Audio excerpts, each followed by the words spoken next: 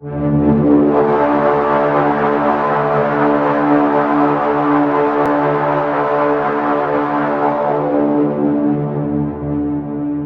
friends, I thought I would do something a little different this week. So this is a guitar that I bought a while back. I actually found it at a pawn shop for $125, and it is an Epiphone Les Paul. However, it is not like your run-of-the-mill Chinese-made Epiphone.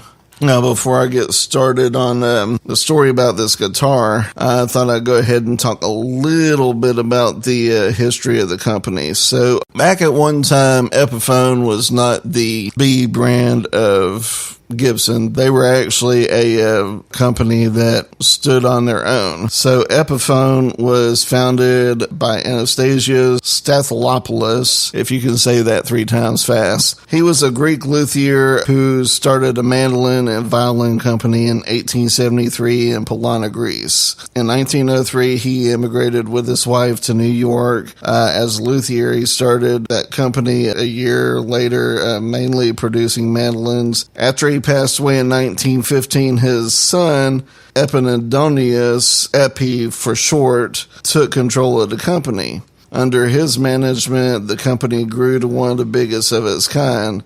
A few years later, Epi opens a factory where mainly banjos were made. In 1924, he registered the brand name Epiphone, a combination of his own name Epi with the Greek word for sound, which was phone. That's where you get the name Epiphone from. Due to the success of his banjo recording line, a recording line for guitars was also established in 1928, and a full line of Overhaul archtop guitars was introduced in 1931. There are 12 models, including the top models Broadway, Triumph, and Deluxe. Epiphone has been competing with Gibson for some time with the introduction of Epiphone Emperor in 1935, and that dealt a serious blow to Gibson, obviously. Epiphone then introduced Selector series in 1937, which was an electric guitar with an adjustable pickup. So after Epi passes away in 1943, the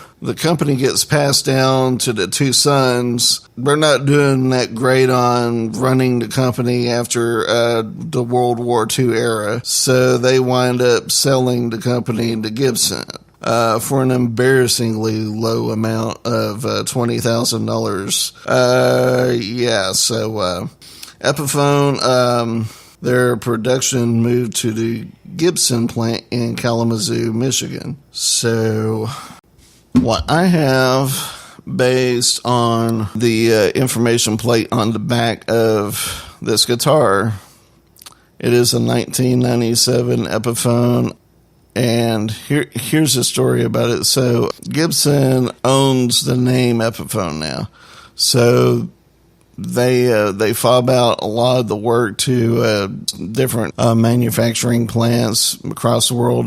Back at the time, it wasn't just solely China. They had the Quart factory that they went to. They went to Japan, Indonesia, and of course, this one here is Unsung Korea, which is why you got the U.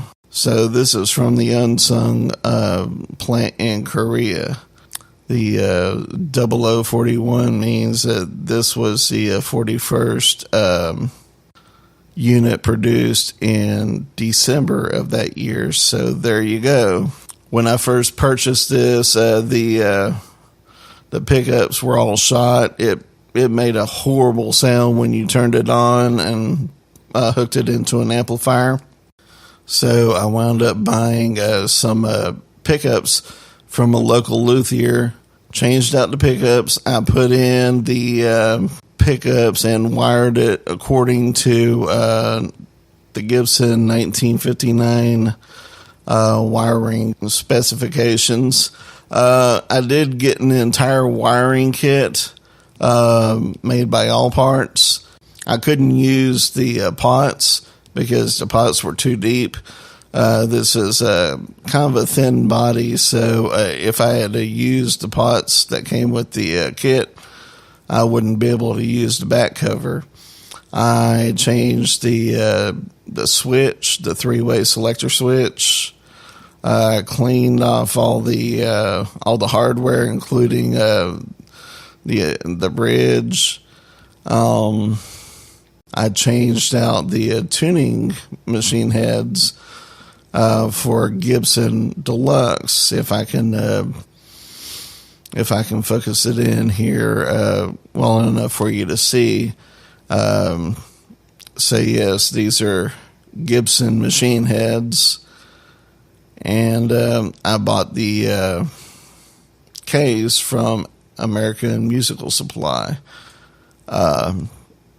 Overall, put probably about $300 to $350 worth of new parts into it, and of course my own work.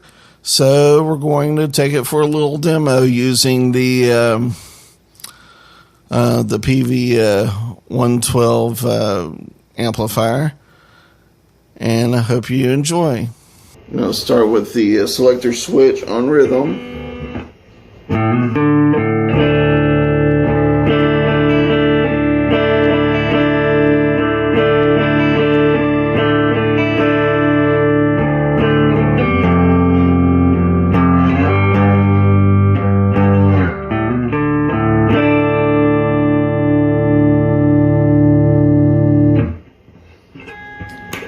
Selector switch set straight down the middle.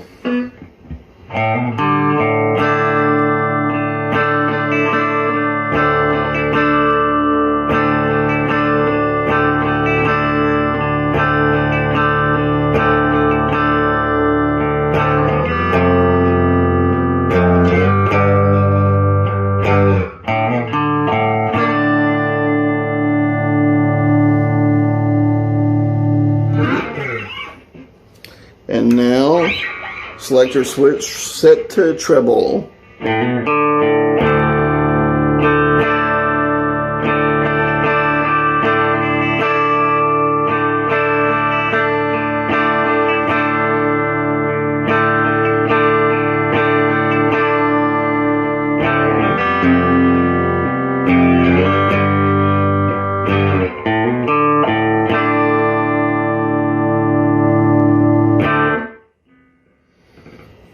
If you enjoyed today's video, please hit the subscribe button, like and share with a friend, and until then, see you next time. Take care. Bye-bye.